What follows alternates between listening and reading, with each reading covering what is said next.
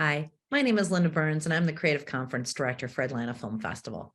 Back in 2020, when COVID shut down the world, we pivoted to an all-virtual platform, and for 3 years brought you the most incredibly intimate discussions on the craft of filmmaking. We're moving all of these conversations to this YouTube channel and can't wait to share them with you all for free. Like and share your favorite videos, and please subscribe to this channel. And if you want more information about ATLFF, Atlanta Film Festival, go to atlantafilmfestival.com. Thanks and enjoy. Hi, welcome to the Atlanta Film Festival and Creative Conference. I'm Inëz Czymbor, and today I'm here with Barry Murphy. We both work in editing. Yay! So Barry, tell me a little bit about what you do. I'm an editor. You are. So I do mostly features, some TV shows. I usually work as an assistant editor. I've done VFX editing and some editing jobs. Yeah, that's what I do. Yeah, tell us about the super cool show you just did. Oh, I just finished up on the show 1883. This past year I also did Spider-Man and the Aretha Franklin movie Respect, all in the past year or so. So it's been a big year. It's been a big year. It's been a big year. Yeah, and then I am Inëz Czymbor. I am an assistant editor. I work a lot with Barry. We're buddies. And as of late, I have been working as a VFX assistant editor on a show called Dark Winds that is being executive produced by George R.R. Martin. Prior to that, I was on a Hulu feature. I've been on some stuff for Film Nation. And then prior to all of that, I was an assistant editor on WandaVision. I have been working as an assistant editor for 7 years, 7 or 8 years at this point. How long have you been in the business, Barry? Oh, I think I have 12 years in the union. Yeah, I've been doing it for a while.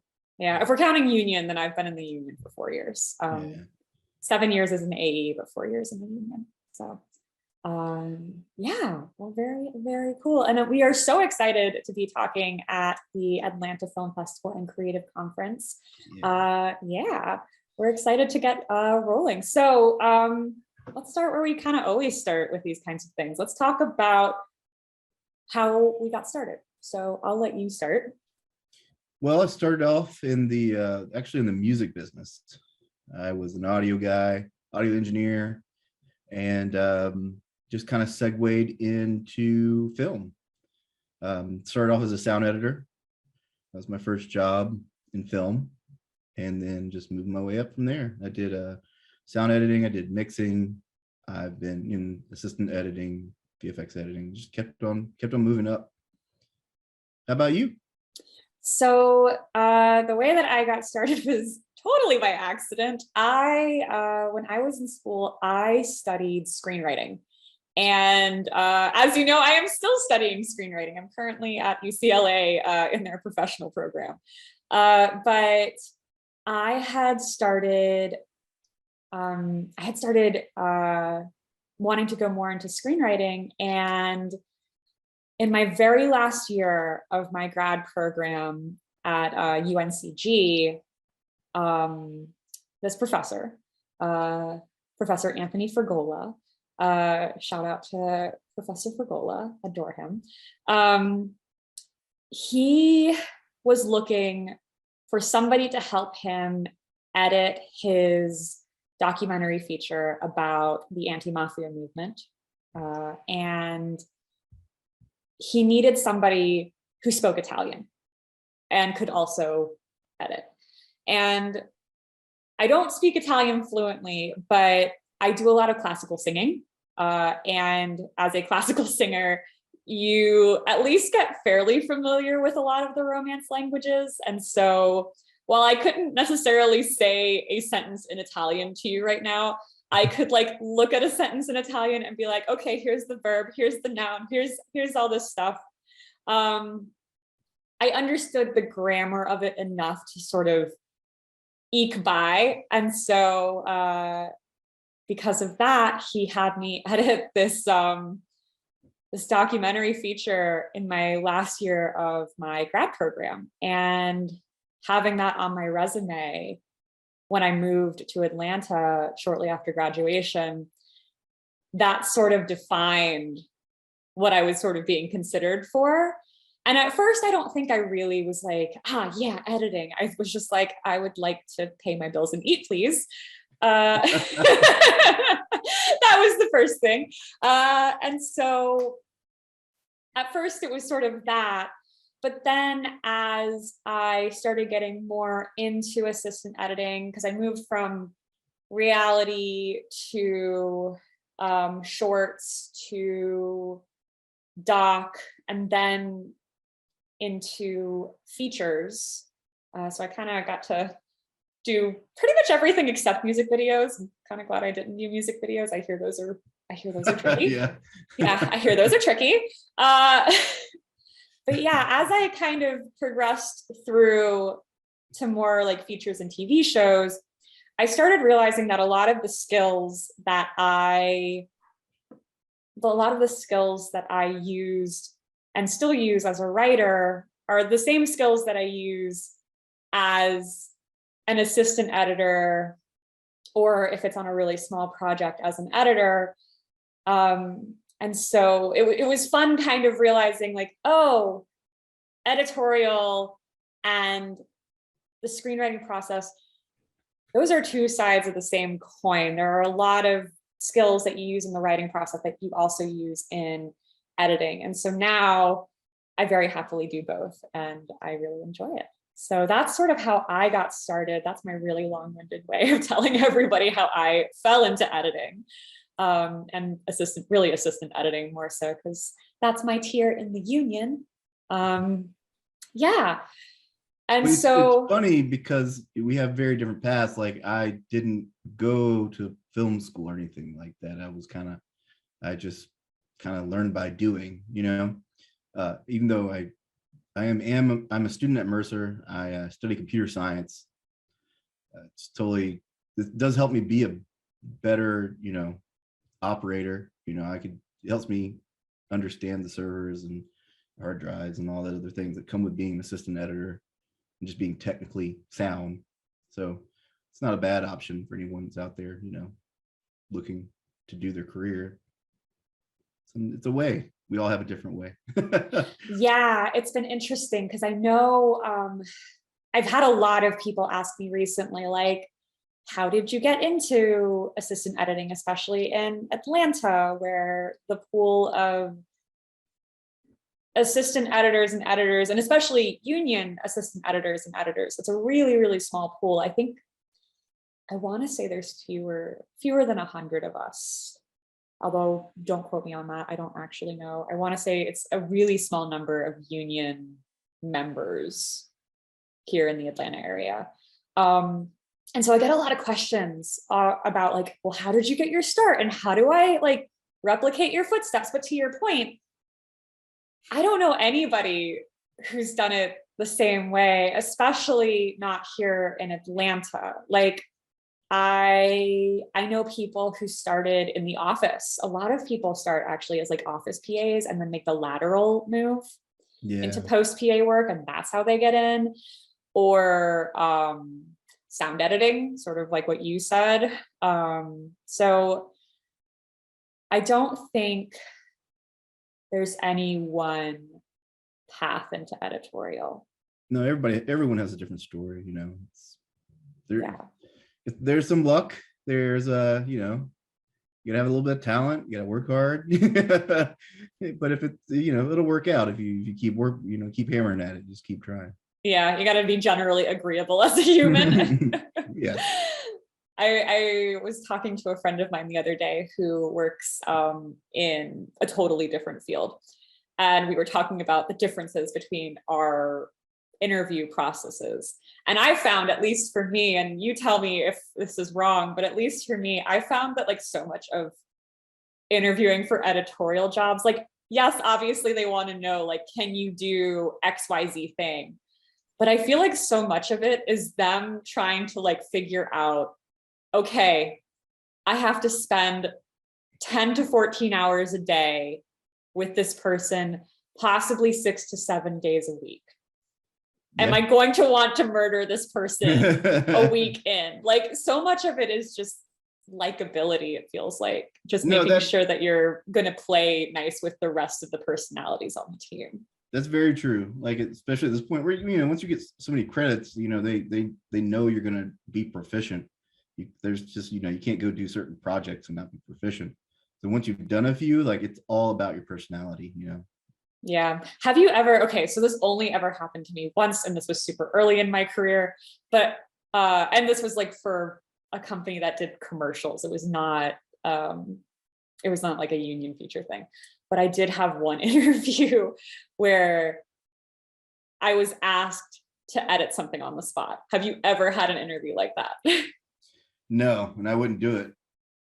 Yeah, well, clearly it spoke to my inexperience back then. I was just like, and I wasn't given a heads up. I was just basically like handed a laptop, and I was just like, is this a thing? I guess this is a thing. Okay. So PSA to everybody out there, if they ask you to edit during the interview, you probably shouldn't take that job. Yeah, no, you probably don't. They don't. People who know what they're doing wouldn't ask you to do that. And, you know. Yeah. Learn from my mistakes. You get paid to edit. That's what you get paid for. So you don't do it for free. Amen. Amen.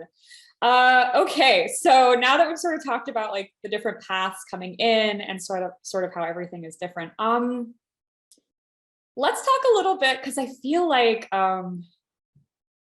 especially in like the last few jobs that I've done, like in the age of COVID and all of that stuff, I feel like this line has gotten increasingly blurred. But let's talk a little bit about sort of the responsibilities of an AE versus the responsibilities of an editor. Because when we met, we were both AEs. Obviously, you were the very senior AE on the team. But yeah, and now you've made this leap into doing a lot more editor stuff. Very professional word there, editor stuff. So yeah, let's talk a little bit about the differences between an AE and an editor, because I feel like a lot of the time people will sometimes conflate the responsibilities of the two. Yeah, I mean, that line can get blurry because you're basically an editor in training. You know, you're doing a tenure under a, you know, someone who's been doing it for a while, and most of the time, I mean, sometimes that role isn't true, but for the most part, you know, your editor is going to be more experienced, and they're going to be able to kind of guide you through the things you need to do. And so, you know, you might, once you get good at doing the basic responsibilities of an AE, which is going to be like grouping dailies, you know, making sure things are in sync, making sure you have everything from set, you know, print paper, whatever you need to do, you know, once you get really proficient at those tasks, you might be able to step up into, you know, editing a scene or a rough cut of a scene for your editor, which will come back and, you know, if you have a good relationship with them and you're real lucky, they'll tell you what you messed up and what you didn't mess up, and you can get better. You know, that's how it works. That's how this works in this industry. Absolutely. Absolutely. The way that I sort of describe it to a lot of people who are sort of newer to editorial is, for the assistant editor, obviously, like, yes, the editor in training thing, absolutely true. There are instances where you might be given the opportunity to cut something and get that feedback from an editor, which, depending on your relationship with the editor, depending on your career goals for yourself, that can be really valuable. But the way that I typically describe it, just sort of like the bare bones description of like AE versus editor. The AE to me feels responsible for everything that could potentially get in the way of the editor just being able to edit. Right. Yeah, like you just want them editing. You don't want them doing anything else. You want them just to focus on editing. So anything that can make that better for them, where it's organize a bin or label things, whatever it is, like, those are all good things to do for your editor, and a good AE will do those, you know, and know how to script sync. Oh God. Yeah, that's what they give that to all of us that are, you know, kind of you get to the big ball game finally, you're getting a big project that will have the budget to have someone do script sync, and we should probably explain what script sync is, because that's another thing that I've had to explain to a lot of people. So basically you make a script in Avid, and there's literally something called a script bin, and then you copy the script. Usually you do it by scene. Sometimes it's a really short scene, you'll do multiple scenes, and you copy the script into that bin, and it lays out like a text document. And then you can then take clips from groups or single master clip, and you put them in the bin, and you can drag them to be the length of the part of the script they cover. And then you can drop a node that will go to whatever line that's in that script, and that is script sync. Now they have the what's that called where it does it automatically? I can't remember what that. There's like an auto sync function, but it only works it about works. 20% of the time. Yeah, it doesn't work. No one uses it. I mean, people will buy it, but then they don't end up using it because it just absolutely does not work. So you're going to have to do it manually almost all the time. The crazy thing about script sync is there's not like a standard formatting that like everybody uses. From in my experience, like it's kind of like a figure it out. Like, good luck. You figure it out. Better make sense. I will say, thank God for this. So an AE on another project that I was on. So for those of you who are not familiar with script sync, who want to learn script sync, who feel like this could be really beneficial for you to sort of get into those higher tier jobs, the unfortunate thing is like if you go on YouTube, there's like hardly anything on how to use script sync.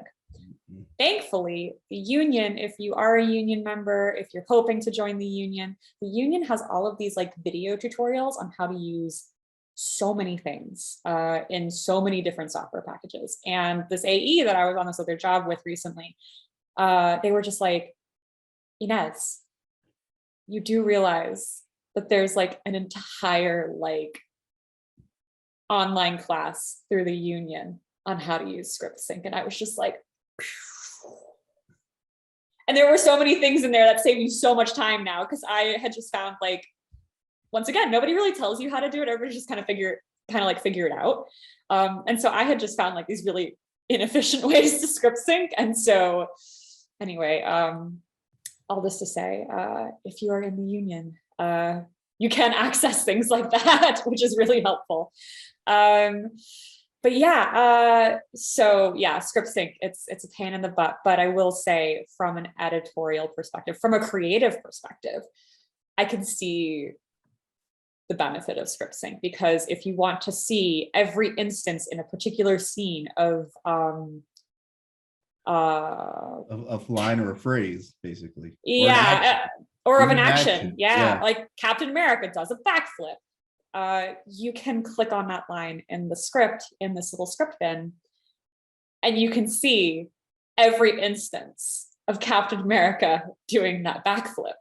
And it's awesome. It's such a great way to find a moment that you're looking for and every version of that moment that you have. And those come in real handy. Like, usually your editor won't be too worried about that in the rough cut.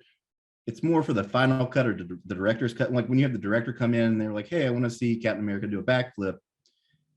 They want to be able to quickly show them every instance that Captain America does a backflip. Mm-hmm. And that's where those come in real handy.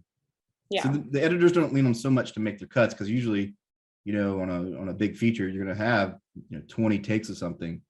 So they'll just go to those circle takes, whatever the director circled, and they're going to slap those into a timeline. I think that's another thing we should probably touch on, is like how fast that stuff actually happens. Oh my gosh. Yeah. I mean, that was something that, especially on like WandaVision, like just seeing how crazy efficient the editors the Marvel machine is a machine. It is a machine. Hey, it's a well-oiled machine. A well-oiled machine. Yeah, so let's talk about that. Yeah, like you would normally, the end of the next day, you would have a rough cut of everything that was done.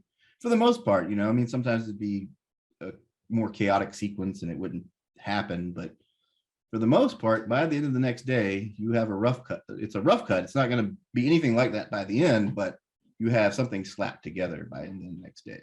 Mhm, mhm. And usually the director or somebody comes in the evening and it's just like, I want to see this, this, and this, and like, or you send it to them on pics, you know, or you send it to them, yeah. Well, especially age of COVID. Like I'm thinking, like when I was a PA on Black Panther, like I remember Ryan Coogler would come in almost every evening after a full day of shooting, mind you, full day of shooting, and he would come in and work with Mike Shaver, one of the editors. I mean, for hours they would be in an editorial suite just kind of talking about like something that Mike had cut together. So yeah, but yes, now in the age of COVID, I make many Pix links now as part of my job so that we can send the project that I'm on right now. We're mostly sending things to the EPs at this point, less so to the directors. But I will say, you know, doing this pandemic, actually coming out of the pandemic, my first movie out of the pandemic was Spider-Man. And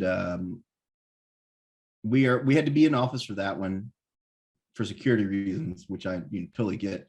But most of everything I've done since then has been from home, and the work-life balance we get from that is so great. Like I kind of never want to go back to the office. I'm in the same boat. I'm in the same boat. I get it. I get to see my family every day, like my dog, your cat, Bella. Yeah, Bella. No, I mean, it was so funny because so for those of you who do not know, in Atlanta now for Local 700, the union, we now have a local rep like on the ground here in Atlanta. It used to be that if I wanted to talk to a union rep, I would have to call or email an office in New York, which they're lovely people, don't get me wrong. They were great. But now that we have a rep here in Atlanta that I can call and text and talk to, that's been enormously helpful. But we had a meeting the other day with him and a bunch of AEs and editors. We all kind of met to sort of like discuss sort of the state of the union here in Atlanta editorial. And so many of the AEs that I spoke to, especially, were like, I love working from home. I love this, and I don't want to go back into the office. I think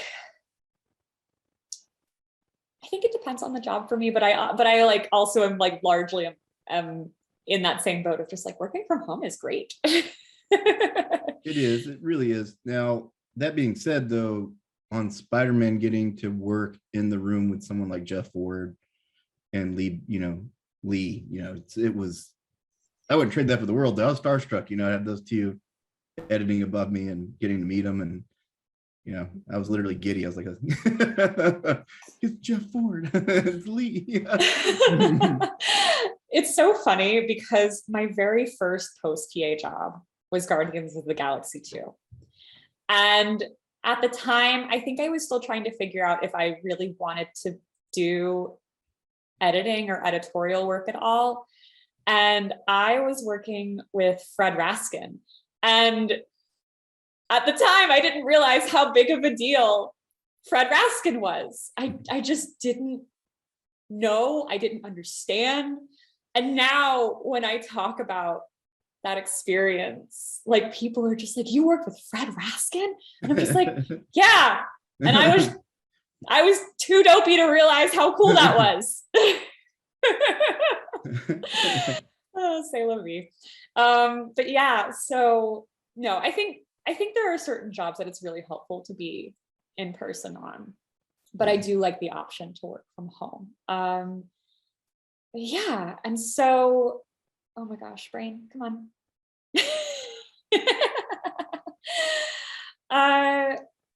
And so with all of this work that you've gotten to do this year, with being home for the most part, what are some changes you've noticed in sort of like what the expectations are, what sort of is going on in editorial these days? I mean, the biggest thing is not having the producers come in, I guess, and having to deal with that extra layer of stress, where you're scrambling to set up a, producer screening or a director screening, and, kind of having to take that time out of your day to like kind of go in there, make sure everything's running right, and, oversee the projects. So it's kind of cool not to have that problem where you can just send them a link, and go about your works. day. Yeah, and go about my day. Like it takes me an hour, maybe 35 I minutes. forgot you haven't experienced the invention from heck that is Evercast. I forgot you haven't experienced that, because that basically is like you have a producers meeting where you're running remotely from your done computer. that. Yeah, we definitely have done that where we're broadcasting out our avids and doing reviews, especially in the last job 1883 where I was VFX editing. I would have to sit with the VFX producer or the director, whoever. Yeah. And we definitely had to do that, but it was it was over Zoom, and we would cast them a signal out of the avid and make notes. And it's still different though. It still feels different because you're in your own space. It takes there's a level of separation. That's fair. Yeah. That's fair. I will say, and I feel like this is good news for Atlanta Post in general, because I feel like pre-pandemic, I would hear so many things about like, yeah, Atlanta Post, but you really have to be in LA. You have to be in LA. I mean, you already know my feelings about LA, so I'm not going to go into that. But I will say one of the silver linings sort of out of the pandemic has been this ability to work remotely, and this ability for us to be considered for jobs that I don't think we would have been considered for otherwise pre-pandemic. Like so many, well, all of the jobs that I've done that have been AE jobs during the pandemic have been jobs that were based out of New York or LA. And it's been cool to kind of be considered for these jobs that I know wouldn't have considered me based on geographic location in the past. And it's opened up a lot of doors for me. Or even better, you don't have to spend 7 months of your life away from home in one of those other places to go do a movie. Yeah, which I know for me was definitely on the table pre-pandemic. Like my husband and I were trying to figure out, okay, well, if you do this job and you ask to be brought to LA on this job, like how long are you going to be away? Like what do we have to figure out budget wise? Like it was just a whole to do. And so now with this, it's cool to be able to work on these jobs that I think otherwise would have either been very difficult to coordinate or impossible to work on. One thing I want to hop to maybe now is like what kind of skill sets people would probably need to gravitate towards to be successful, in our positions. Yeah, I mean, I think there are a lot let's even talk about like just working remotely, like what programs are you using, like Zoom's a big one. It sounds silly, but knowing how to use Zoom is a thing. Absolutely. I mean, yeah, I think I use Zoom every day now as my job, Zoom or Evercast, depending. Jump desktop, obviously. Jump is a big one. Yes, Jump is another one. You guys like, it's fairly inexpensive to like buy it. Just want to play around with it. But it basically lets you remote into another computer, and then it emulates it onto your computer. And it's like $20 a month. You shouldn't have to pay for it because the production should, take care of that, but just be familiar with it because it's something that everyone is using. Yes. I think I've only been on one remote job that used a different piece of software, and it was like a proprietary thing. So yeah, I wouldn't be expected to use it or to know it rather. Another thing's just like basic software to use for the job, like, as she said, all the tutorials on the union website. Some of the basic skills you should probably have is Excel. I use Excel every day. And learning how to get data out of the Avid, because most 99% of big feature films are going to be Avid. Can you do them in Premiere? Yeah, if you have like a, you have a coding team, engineers from Premiere to do it, it works, but it's a little difficult without those things.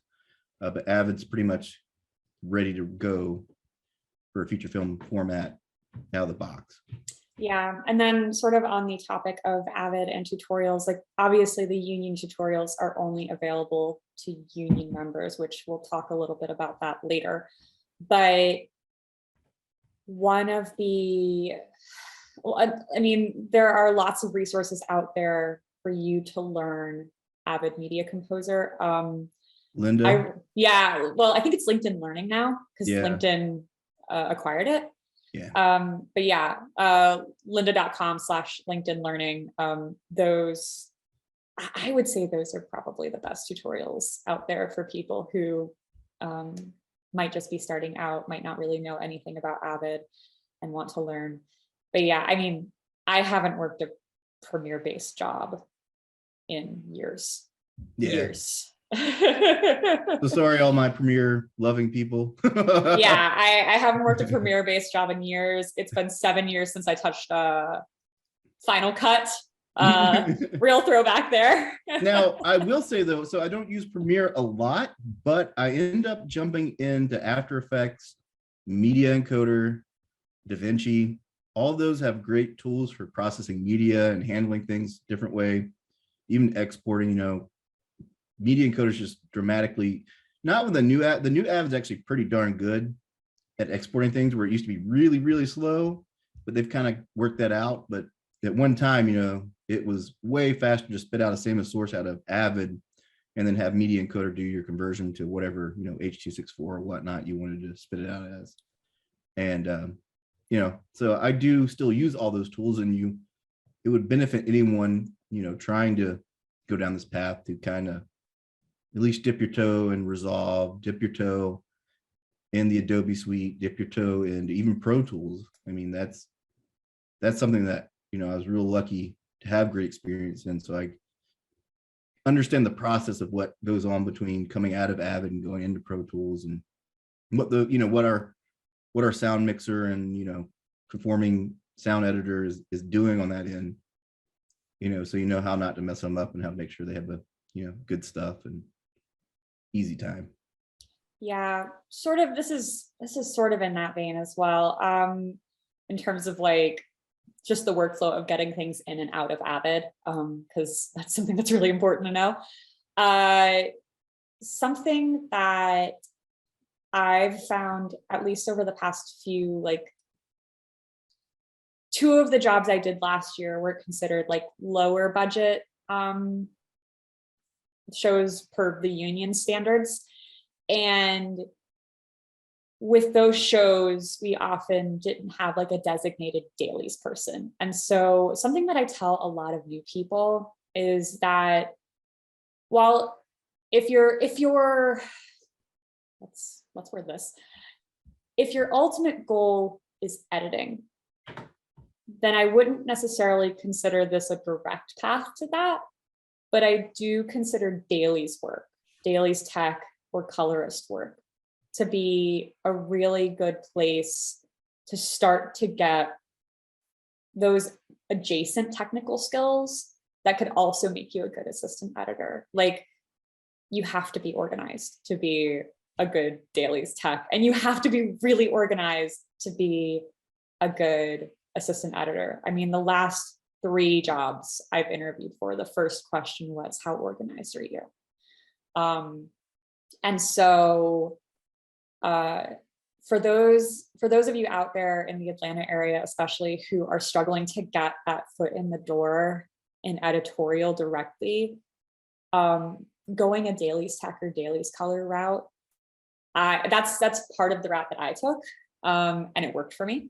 And it gave me a lot of skills that, especially on these lower budget union shows, where a lot of people cut their teeth, it was really helpful to have the knowledge of what happens in the dailies process in terms of getting footage into Avid.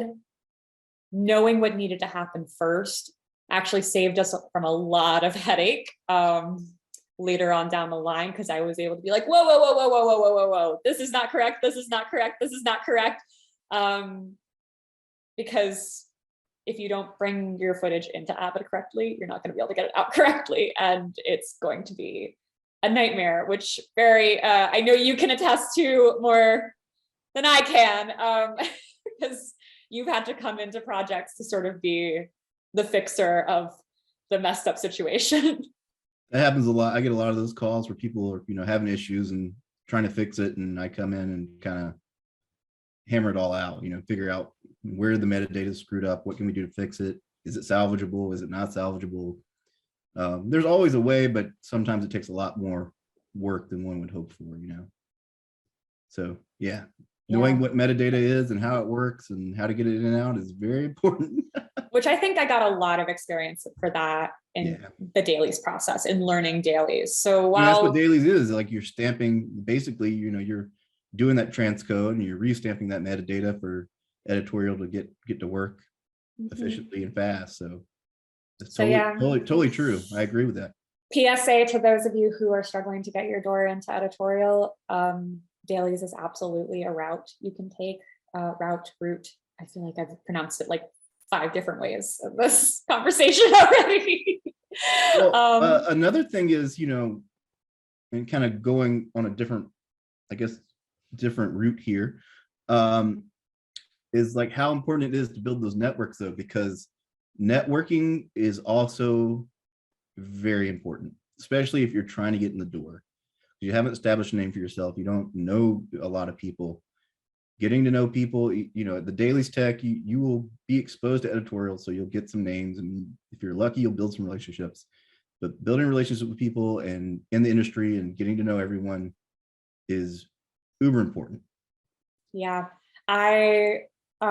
nothing has come of this particular connection yet, but it was really cool. The last job I did as a dailies colorist,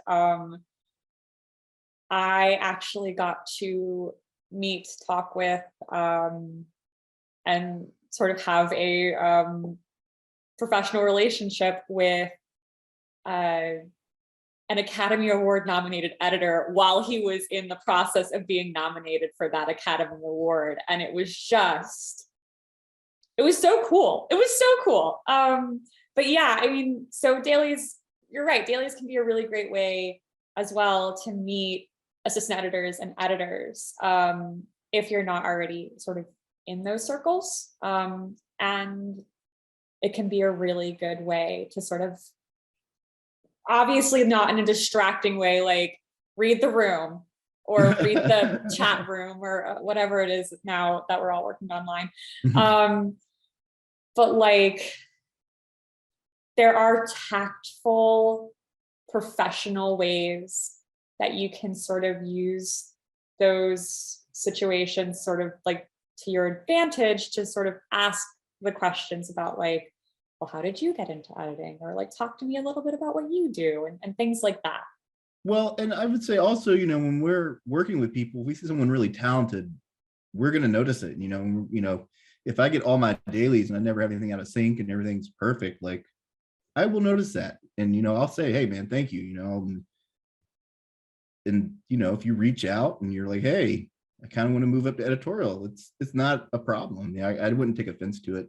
We do these big projects, and I guess even I was, in my career, I saw people who did those big projects and you're like, oh, there's a wall there, you can't speak to them, but we're all really friendly actually. Now we are insanely busy usually though. So, getting a hold of us may be hard, but if it catches us at the right time when we're just kind of in between something or, in a particularly, chill spot, it could work. Yeah, absolutely. Absolutely. I will say that is the one advantage to being in the office is like, it's easy to see when somebody's sort of in a chill spot because they're usually they'll be sort of in crafty, kind of like making a cup of coffee or like grabbing a snack or something like that. And there's usually like a better sense of like when they're sort of in a chill enough spot to talk to you. So I will say that it's like one disadvantage of working remotely, but an advantage of working remotely is like, it's not like that person has to drop what they're doing and have a conversation with you right that very second. Like you could send an email and they could get back to you when it's less crazy, when it's a convenient time for them. So two sides of that coin. But yeah, so let's talk a little bit about like sort of our shared work experience and sort of what we've gotten sort of to see together. So you and I, the way we met was through Tyler Perry Studios. We both got to work there at the same time under a really amazing editor, Larry Sexton. He is an Emmy award-winning editor and the nicest human I think I've ever met. He's just like the sweetest guy. And the great thing about Larry, because I find it depends on the editor, honestly. It depends on who you're working with. But I found that like certain editors can be very precious about sort of doling out that creative work. But Larry was just like, let's sort of spread the love. Let's like, if somebody wants to do something, he was like more than willing to be like, yeah, let's like take a shot. It's a, what did he always say? If it wasn't a problem, it was an opportunity. Yeah. And so like, I remember working with Larry and getting to do all sorts of cool things that as a brand new union assistant editor who frankly had a really questionable grasp on Avid, he was like so very willing to be like, yeah, let's learn how to do this. Let's do all this stuff. Like there was that one show where I got to do all of like he realized that I was really good at making like 2D graphics and animation, and he let me do like an entire like graphic thing that like, I mean, it was just so cool. And just being able to work with him and sort of see his creative process and for him to be so open about that. Like I kind of wanted to sort of talk about what that's like, sort of the more creative side of editing. And yeah, let's talk about that, especially because we both got to work with Larry. Yeah, so Larry, he's like my like a dad figure to me. Like he is my mentor. He, you know, he really taught me how to be an AE. Does that make me Larry's grand mentor then? Because I think you're my mentor. Yeah, I mean, I still talk to him all the time. You know, I truly adore that man, and I respect him, and I'm glad he, you know, gave me all the experiences he did. And he was like, not, it's all like you said, you know, different editors are different. You know, some people don't care to do that, but you know, Larry, he was always open, you know, to anything I wanted to try. Like, hey, I want to try to cut a scene. All right, we'll go cut it. But he would be dead honest with me though. He'd be like, oh, nope. That's not what you do, bud. Like, I'm trying to think about how, because I never got to cut a scene for Larry. I'm trying to think about how he would say it, because he's like so very Minnesotan. Like, yeah, but no, he would be brutally honest with me. Like, nope. All wrong. Like, you gotta go do that again. But he was very, you know, explicit in the issues. You know, here's what you did wrong. This is how you could do to minimize that issue. And yeah, he really showed me the ropes. But as far as a creative person, he's one of the most creative people I've ever met. He will literally, no matter what you give him, he's going to figure out how to make it great. And no matter what kind of issues it has, he will not let it go without being excellent. And I will say this, a really important thing we always did was when we cut something, we didn't want it to be distracting in any way. So you don't want your cuts to be distracting. You know, you don't want anything to bump your viewer, which is part of the creative process. You also don't want anything audio-wise to bump your viewer or graphic-wise to bump your viewer, which includes the director. You know, you want it to be as close to looking perfect as possible. And that's really important to not take you out of the experience of the film. You know, when you're watching a film and you're in it, you don't want to be, you know, you don't want to have a crappy audio line or some overly loud effect or a jump cut that doesn't work. or something that's just blatantly a continuity issue. You don't want to bump anybody with those things. So that's very important in the editorial process. Yeah, I feel like, sorry, go ahead. No, you go. All I was going to say was just something to echo what you're saying. I remember there was a professor back when I was in film school who said something to me about like really good editing is editing that you don't notice. I don't know if I always agree with that, but I think the default is generally that. Absolutely. Yeah. But the creative process, like, well, what else can we go to in that creative process? Like, well, I mean, so I think that, well, at least one of the things that I've noticed, especially now that I'm getting to see more, we'll call it the back end of posts. So a lot of the time, pre-pandemic, pre-working remotely being sort of a standard option. In Atlanta, we would be part of the dailies process and like the production process. We would be, as assistant editors, we would be helping to get dailies in the Avid, things organized, all of that stuff. I mean, we kind of got to see the rough cut process a little bit, but at the end of the day, a lot of the time with these bigger features, what would happen was they would go back to LA to finish cutting and doing the real creative work.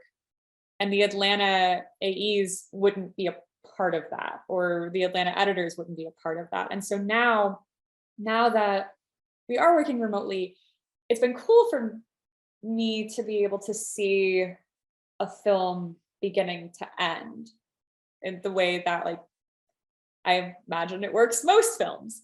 But it's really interesting for me to see also that like sort of the different, we'll call it the different motivations for creativity. Like obviously there are like the Larrys of the world who like everything has to be perfect and everything, like he's just so meticulous and so good at his job. And like obviously like most editors are that way, like you have to be really meticulous to get to that point in your career. But at the same time, I also see like, we'll say creativity being motivated from a place of like limitation. So a lot of the time, especially with these films that I'm working on now, where I'm getting to see more of the creative side, there are so many creative workarounds that come out of something not being maybe done correctly on the production side or something like that, which like, no shame to production. That's a hard job. They do really, really great work. And yeah, I mean, like not to say anything bad about production at all. They are the reason we are here. But one of the things that I always talk about with some of my, so I talk at PA Academy, you've talked at PA Academy. One of the things that gets talked about a lot is that with editorial, a lot of the job of the editor and to an extent the assistant editor is fixing any errors that were made in production. Like editorial, you get this like cumulative power because you're at the end of the process and you get to make all these sort of final decisions, which is cool. But you also have to sort of deal with any cumulative mistakes that came before you. You are the last stop before this thing goes out into the world. And so I kind of like wanted to talk a little bit about, sorry, this is like the most rambly way I could have found to get to what I actually want to talk about. But sort of let's talk about like the creative choices that an editor can make coming from like a place of limitation or like not having the footage or not having this certain thing in the edit, and how that can actually sometimes make the film better. So like in my head, there's something I envision is like if you have this really pretty established shot of some kind, right? And you'll notice them because you'll go through dailies, and once you start getting that editorial eye, you'll just see a shot that captivates you. You're like, oh, this has to be in the cut. It'll be something about it, or a take, or whatever. You know, I had like the emotion in this take. I have to use this take because it's perfect. But then once you use that take, you realize, oh no, I have continuity issues galore now. a cup was there that shouldn't have been there, you know, a hand wasn't in the right place. Now, if you're on a big enough budget, you know, film, you can use VFX to fix those issues. You know, you just send it off to VFX, have them remove the cup. You know, if you have the budget for that, which some do, you know, and you just knock it out, you know, cup's not a problem anymore. But if you're in, you know, the lower tier stuff, you have to get creative. You know, you're going to have to figure out a way, or eat the cup, you know, leave it in there. It'll end up on on the internet somewhere. Reddit will have something to say about it. Reddit will have something to say about it. Or, you know, that's when, you know, depending on your DP, if you can do, you know, blow ups, you can push in on it. Maybe you use a push in to get rid of it, you know, and then, oh, that made the take even more intimate because you're getting closer to the actor, which the closer you get, the more the emotion you feel. So it can make it better, you know, by doing those things. Yeah. This was in grad school. I remember this professor who showed us this film, and I am forgetting the name of the film, but I remember it was sort of, we'll call it experimental documentary-ish. And I want to say the film was called something like The 5 Limitations. And basically this filmmaker had to make a short film based on 5 limitations that a mentor gave to him, like that it had to be shot in this very specific place and it had to be on this specific thing and yada, yada, yada. And it was really cool because it was a really great example of how limitations, whether that be limitations on budget, limitations on where you shot, limitations on how much you shot, especially in the edit, can actually be really great ways to express creativity and to sort of like, in your limitations is where you find these really fun things that you might not have thought to do before. So, yeah. But something you had said to me just also sparked this. What's another, because you, as a more experienced assistant editor, you've had the opportunity to work more directly with editors. Talk to me a little bit about like kind of the different creative processes you see. Oh, yeah, there's no standard, you know. We'll just talk about like doing dailies, like setting it up. I've seen, you know, we already touched on script sync, which is one thing, you know, they'll like to use to kind of go back on things. I had one editor that liked us to build, it's called a, basically like a line script is what they kind of call it. It's not, which is a confusing word because a line script also covers another thing in film. But basically it was stringing out cuts, kind of how you would edit them. And it actually was very helpful in learning how to, it kind of gave the AEs a chance to kind of figure out why certain areas didn't work. You would see it right off the bat when you're making these line cuts.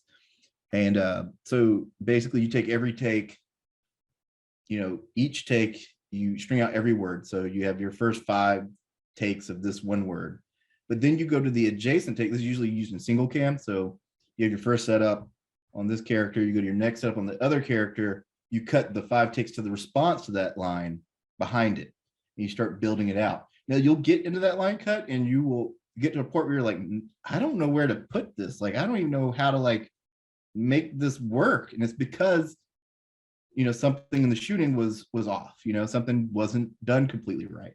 And it really helps you like see that stuff. So, you know, that way was really cool and it was different. Line script is one way, and then like another way is just doing string outs of takes and doing locators, you know, ins, outs, you know, pickup lines, all that kind of stuff. And that gives them, you know, different opportunities to cut in different ways. Yeah, I remember this was a while ago, and this was while I was still a PA. There was an editor that I knew who, and I remember the first day I was working as a PA, and this is less so like an organizational thing and more of just like a personal process kind of thing for an editor. I remember the first day I was there, he sent me out to the store to find like giant packs, like Costco sized packs of 3 very specific flavors of gum. And he was like, I just need a crap ton of it and I need it in my office. And I was like, I mean, as the PA, you're just like, yeah, of course. Like, why wouldn't you need a million packets of this flavor of gum? And you're like, why wouldn't you need that? And I remember like obviously thinking to myself, why does he need all this gum? But and I thought this was so cool once I figured out what he was using it for. Although I'm not a gum chewer. It upsets my stomach. I couldn't do this. But he had a different flavor designated for each type of scene. So he would chew this one flavor of gum for action scenes. He would chew a different flavor of gum for the comedy scenes. And then he would chew a different flavor of gum for like the really intimate scenes. And like, he kind of like Pavlov's dogged himself a little bit to getting himself into this like mindset of like, this is this type of scene, this is this type of scene, this is this type of scene. And to my knowledge, he still uses that method. And I just thought it was like the most fascinating creative process type thing. But then again, I think about like, as a writer, sort of like creative processes I get myself into for my own storytelling. Like whenever I write, there's like a specific candle. Like I have a candle that I have to have lit while I'm writing. It's like my candle. I have a specific playlist that I listen to while I'm writing. I love a coffee scented candle. That's one of mine. Oh, see, I have this one. Swanson Creek coffee scented candle. I forget the name of the company, but it's a soy-based candle. It's teakwood and tobacco is the name of the scent, and it's like my candle. That's my writing candle. But yeah, it's really interesting to see, once again, two sides of the same coin, how like the editor sort of as the storyteller, to see this particular editor, like he had his own specific rituals to get himself into that like story mode, as like I would have if I were writing a script. And so that to me was always kind of fascinating to see, like that particular editor, that was like the most unique one I think I ever saw. But now that I think about it, like, especially as a PA, you get to see a lot of those rituals a little bit more. I had one editor who like, we had to put like a certain color curtain on all the windows, and like her space was like very zen. I remember like it was just like a very zen space, and like she would get real bent out of shape if like the space was not sufficiently zen. But yeah, it's interesting now, sort of reflecting on it, seeing like, oh yeah, these very specific rituals were followed in the same way. I remember Fred Raskin, he had a coffee mug. It was his coffee mug, and that was like the mug that he had to have in the mornings. He was always very nice about it. Like he was just an extraordinarily nice man. But I remember like for that show, like there was like a very specific mug, and that was the mug, and he had to have that mug before he started. I will say though, like I guess I've just been lucky. I've had a really good string of editors that all have been pretty awesome. You know, I haven't had a lot of quirkiness or even, you know, anyone that was rude or whatnot. You know, everybody's been really amazing, you know, on everything I've worked on. Thank God. Yeah, I mean, I'm trying to think like, yeah, I mean, for the most part, like, I mean, gosh, we both had Larry, and Larry is a saint. He's awesome. Yeah. I'm sorry, this like beam of light is coming in, and I'm just trying to like, there we go. I'm just gonna have to hold my hand here for the rest of this meeting. Well, going back to Spidey though, even Jeff Ford, like I'm not gonna lie, I was, you know, like I said, I was starstruck, but I was obviously nervous to meet him. And but he was the sweetest dude ever. Like he's just nice as could be. And Lee Boyd, I can't say anything, you know, same thing. She was just amazing, like absolutely amazing. I didn't know Lee, but I got to day play on Infinity War for Jeff Ford, and he was like so freaking nice to me as like just like a day playing PA. Yeah, he's just a regular guy. He was so nice to me. Even though I messed up the lunch order, like he was just like, it's all good. But yeah. And I don't want to leave Avril Buick, that I did respect, she was also just a sweet human. And, I've been really lucky to work with great people. Yeah, absolutely. Like from the lower budget stuff that I've worked on, like the lower budget union stuff that I've worked on to the higher budget union stuff, like no complaints about the editors. Like they've all been really cool. But yeah, so with you having seen all of these different sort of styles of editing, as somebody at your level of your career, where like you are starting to make that transition from assistant editor to editor, and now you're getting to make your own creative choices, what do you feel is most important to you in the creative process of editing? The emotion, facial expressions, just the feel, the vibe, like, is it there? Like, is the performance there? I've seen editors cheat things that technically shouldn't, from a technical aspect, continuity and whatnot, shouldn't work, but you don't notice it when you're captured in that moment.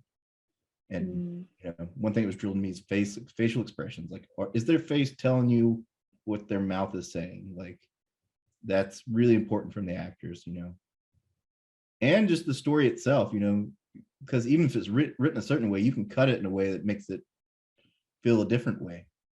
Yeah. Pacing what you choose to focus on, all that can change the whole feeling of a scene. Yeah, it can change a whole story. Music choice, like all that, changes. It can really change a scene. This was on a really like low budget non-union thing years ago, but I remember I was called in as a favor to a friend to help her edit her short. And in the edit, we realized that the ending that was written and the way that they shot it didn't work. We realized that right away. I feel like that it wasn't working with that particular story. And after discussing it with the director, discussing it with sort of like the creatives on the project, we ended up cutting that scene in such a way that it completely changed the ending of the story. But it worked, and it debatably worked better than the original ending. And so it is really cool to sort of see how much power holding on a shot a little longer can kind of convey, or like you said, the type of music that you choose, or all of these little choices that the editor makes along the way. They're so consequential to how the story is told, to how you feel while you're watching it. I actually remember on Guardians of the Galaxy 2, Catherine Himoff, who was one of the editors on that. I remember I was having a really terrible day that day, this day that this happened. And I was in late, she was in late. She calls me into her office and she's just like, hey, I just need a fresh set of eyes on this scene. Just tell me how it feels to you. And I watched this scene. And in that moment, like, I think about that moment as one of the like pivotal moments that made me realize, oh, editing is just as important as screenwriting. Editing does all the same things that screenwriting does. Like I said, I was having a crappy day, and I came out of the room, and this is like, I mean, when we think about Marvel films, like obviously they have those tear jerk moments like towards the end where like a character dies and like you're very like emotionally like in it. This was like a scene like way early in the film that was not meant to do that, and I come out of the room like in tears. And I just like, I remember in that moment I realized like how powerful these choices can be, especially because like I had kind of been hanging around dailies. I had seen the raw like unedited footage, and it didn't make me feel that way. And then to have that moment where she had edited this in a certain way and it made me feel like, wow, it's just so cool. It's so cool. We have cool jobs. I hope you know that. Oh yeah. Sorry, I'm like over here holding my hand still to like keep the sunbeam out of. The beam wasn't bad. Let that Yeah, beam but fly. No, it's fine. that's fine. So sometimes like when I'm on work calls, at this particular time of day, it gets so bad that I'm giving off some like Max Headroom vibes. Like it's like psychedelic looking and it's really weird. But yeah, so now obviously the editor is not the only one making creative decisions at the end, as much as I'm sure they would like to be sometimes. Obviously there are directors, executive producers, people from the studio, all these other people who are involved sort of in that creative process towards the end, where obviously like a lot of these people don't know sort of the technical side of editing, but they know how a scene makes them feel. So let's talk a little bit about dealing with notes and sort of how that impacts the creative process. Like an organizational way or just as a creative way? Like in a creative way. Like I know for the thing that I'm working on right now, because it's more like, we'll call it like end game posts, where like we're really doing like the fine tuning and things like that. We'll get these notes from the studio, and like obviously like these are creative notes on like, hey, like we'd like this to feel this way, or we'd like to change this thing, or like, and it's always really interesting because you have these people who aren't editors, and they'll usually say something, and it might be kind of, sometimes it's a very specific note, which is obviously very helpful. And then sometimes it's like a really vague note where it's just like, well, I just don't feel this way in this scene. And you kind of have to like use your creative storytelling editorial skills to sort of interpret the note, like the note behind the note, and then implement it. Can you talk a little bit about that? Yeah, well, I also want to say like, there's also always like a struggle at that point between editorial and those, you know, other characters within the hierarchy, you know. Sometimes you push back, like that's something that happens. Like sometimes you're like, that is not going to happen, and you got to find a real nice way to say that. So that definitely happens. And sometimes it makes it better though. Sometimes it's something you didn't see before, you know, and it actually helps the film, and you're like, oh, you're right, you know.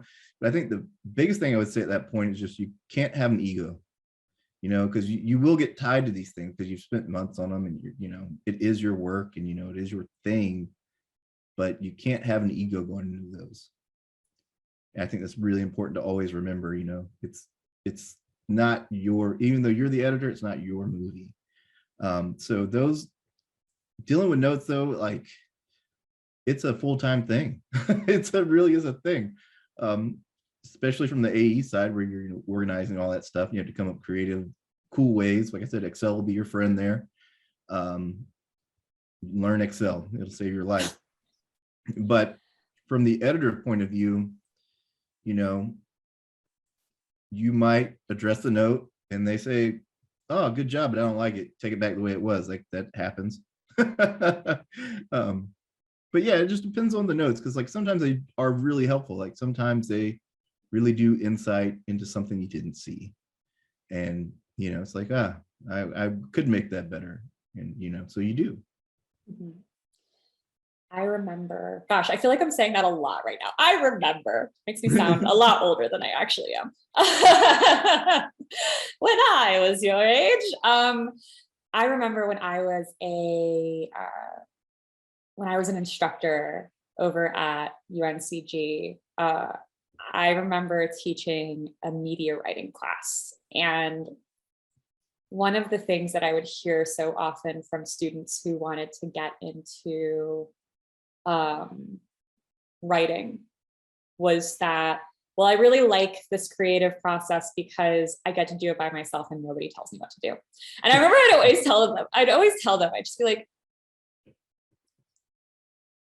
if you want to be in a career where you get to do what you want and nobody tells you what to do, then the creative, you better be really successful. that. But like also like, especially because so many of these students specifically wanted to do film. Mm-hmm. It wasn't that they wanted to like live in a cabin and be a hermit and like write obscure novels. It was that they wanted to work as screenwriters. And I remember I would always tell them, I'd just be like, film is a collaborative art form. If you're not willing to be collaborative, this is not the job for you. Mm-hmm. And once again, drawing these similarities between editing and screenwriting, it's a collaborative, like even though we kind of get closed off in our editorial dungeon is what I usually call it. Like editors, and assistant editors, we usually have like, we're very like insulated from a lot of what is going on in production oftentimes until like the footage comes to our desk and then we have to deal with whatever. But even though there is sort of this insulated nature to post-production, you still have to be willing to work with other people, willing to be collaborative and working towards a solution. And to what sort of, to the point that you had made, it's not your movie. It's not just your movie. Like there are other people in the process who like have as much of a say, if not more of a say in the movie than you do. And you have to kind of like have some degree of like, separation is not the right word. And understanding that you are not the only person who is going to make this movie good. Like there are other people who like, they're all on your team and they all have a certain level of investment in making this thing the best thing it can be. And like, you have to like trust that enough to like sort of let go of the ego, let go of sort of the tight grip you have on it and understand that like everybody has something to contribute. Well, I like to always reference it to like being on a boat. Like everybody on the boat's important and the boat won't get from one place to the other unless everyone does their job. Everyone at every level, down from PAs all the way up.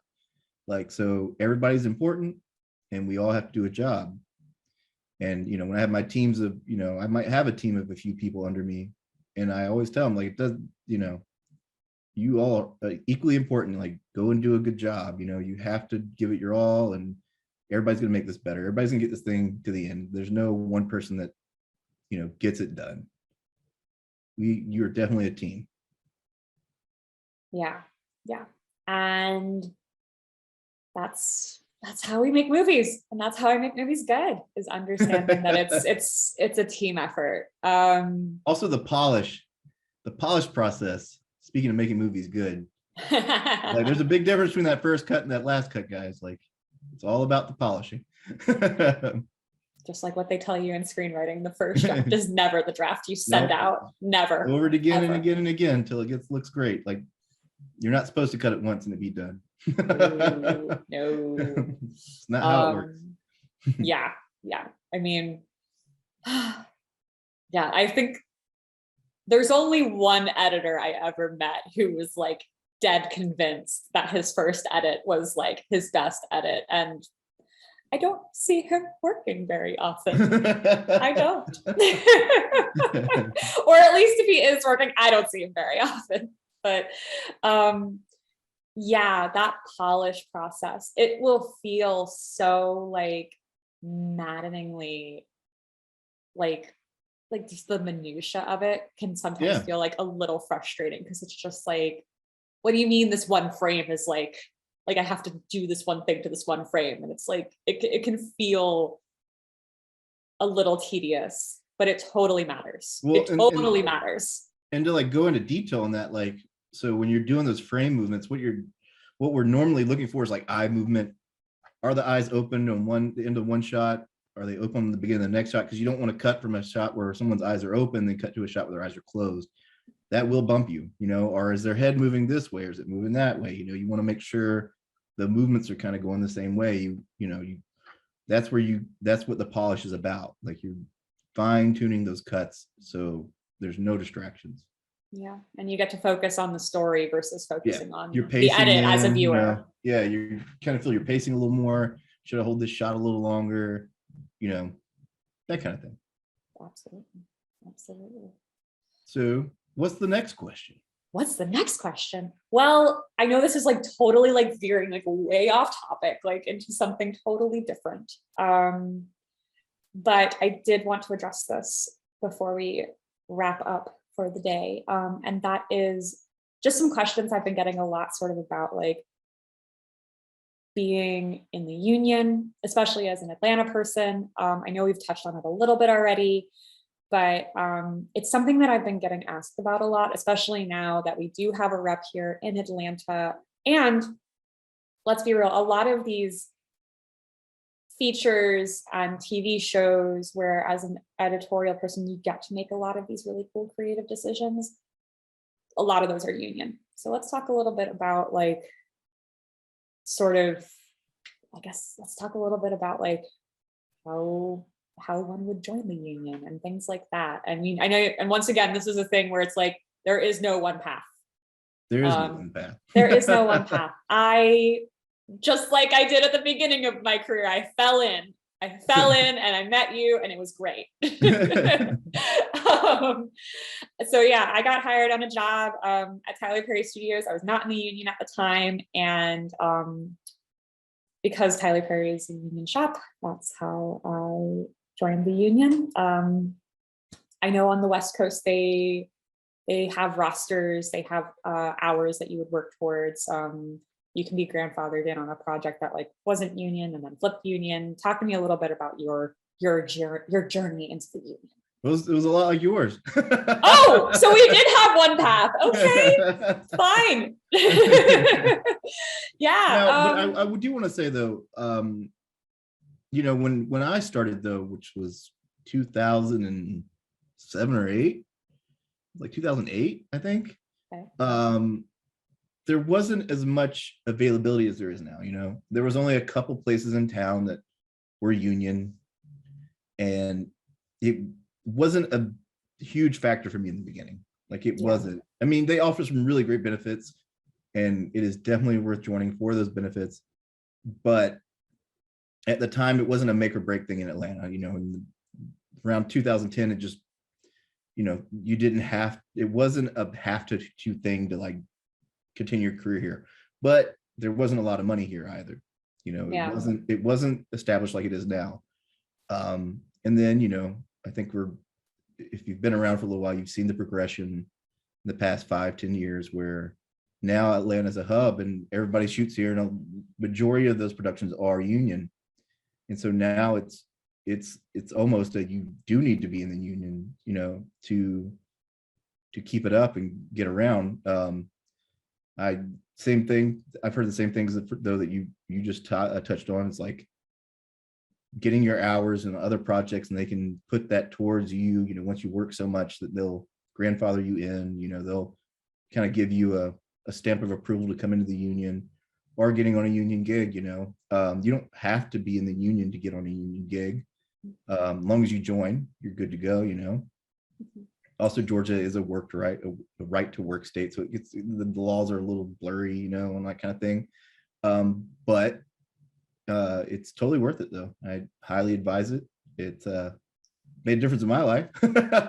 Health insurance, 10/10 would approve. Great health insurance. Yes. One of the things that I get asked a lot, it's interesting. Like, so when I'm talking to aspiring post-production people, one of the things that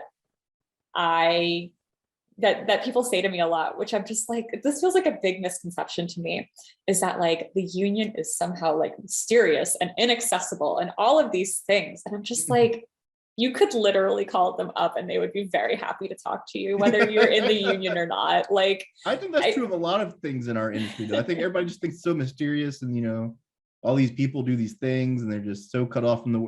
It's not that way, though. Every aspect of it, Yeah, unless you're just the head of a studio or something, pretty much it's not impossible to get a hold of someone if you want to get their attention and say, "Hey, I want to work for you." Yeah, so for those of you out there who are curious about the union, I promise they're not like some like big intimidating gatekeepers. They're not like that.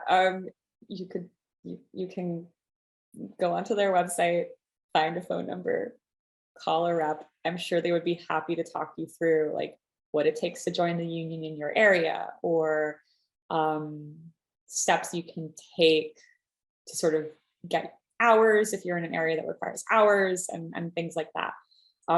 And I find like the difference in the caliber of jobs that I'm able to work as a union member.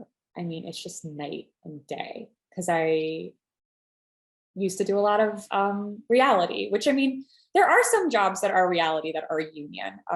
And I would say in Atlanta, if I had to guess, and this is a guesstimate, I would say probably about half of the union members who are here in Atlanta are working on union reality stuff. But when I had started out, a lot of the non-union stuff I was doing was reality and documentary.